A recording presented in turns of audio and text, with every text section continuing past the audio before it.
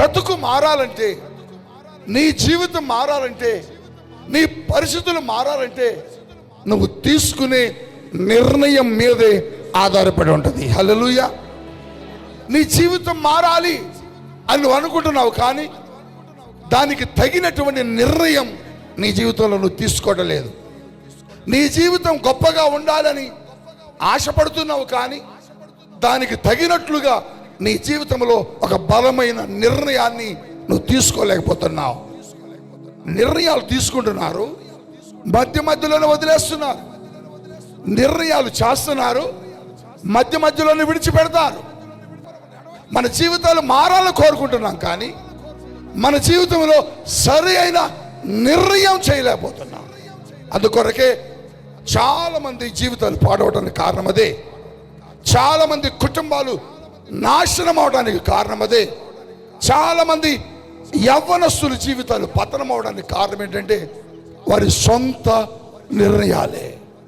తల్లిదండ్రుల మాట వినరు, పెంచిన వారు మాట వినరు, కన్నవారు మాట వినరు. చాలా మంది జీవితాలు పతనం అవడానికి కారణం అదే. వారి జీవితాల్లో తీసుకునే తొందరపాటు నిర్ణయాలు వారి జీవితాన్ని పాడు చేస్తున్నాయి, పతనం చేస్తున్నాయి. ఈ దినాల్లో యవ్వనస్తుల జీవితాలు ఎందుకు పాడవుతున్నాయి? ఈ రోజులు ఎందుకు కుటుంబాలు పతనమవుతున్నాయి? మనం తీసుకునే నిర్ణయము సరిగా లేకపోవటమే. మన జీవితం మారాలి అని అనుకుంటాం, కానీ ఆ జీవితం మారటానికి కావలసిన నిర్ణయాన్ని మనం చేయలేం. రూతు విధవరాలు, రూతు బీదరాలు, రూతు అన్యురాలు, కానీ రూతు ఎందుకు దీవించబడ్డది?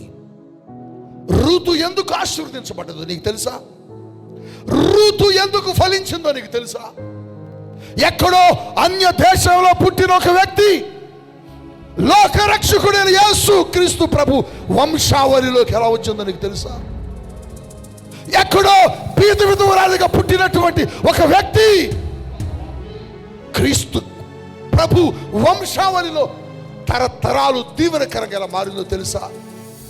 ఒకే ఒక నిర్ణయం. గట్టిగా హల్లెలూయా చెప్పండి. హల్లెలూయా. ఇప్పుడు రూతు భూస్వామైంది, రూతు ఆశీర్వదించబడ్డది. మొన్న పనికి ఎలా వచ్చింది? ఎలా వచ్చింది పనికి? కూలి పనికి వచ్చింది, పరిగెరడానికి వచ్చింది.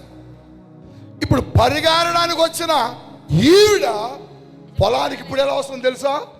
యజమానురాలుగా వస్తుంది. గట్టిగా చెప్పండి. నువ్వు తీసుకునే నిర్ణయమే నిన్ను యజమానుడిగా మార్చుద్ది. నువ్వు తీసుకునే ఒక నిర్ణయమే నిన్ను ఆశీర్వాదమునకు వారసుడిగా మార్చుద్ది. మీ పరిస్థితులు ఇంకా అలాగనే ఉండడానికి కారణం ఏంటంటే మీరు మాటలైతే మాట్లాడుతున్నారు, కానీ నిర్ణయాలు సరిగా తీసుకోవట్లే.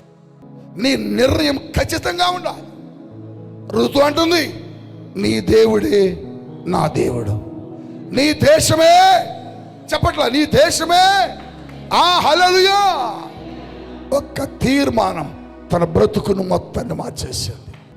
అప్పుడప్పుడు మన జీవితాల్లో తీసుకునే రాంగ్ డిసిషన్స్, నిర్ణయాలు మన జీవితాన్ని పాడు చేస్తాయి. మనం తీసుకునే తప్పుడు నిర్ణయాలు మన కుటుంబాలను పాడు చేస్తాయి. మనం తీసుకునే తప్పుడు నిర్ణయాలు మన బ్రతుకుల్ని పాడు చేస్తాయి. ఎందుకు నీ పరిస్థితులు మారిపోయాయంటే నువ్వు తీసుకున్న తప్పుడు నిర్ణయమే.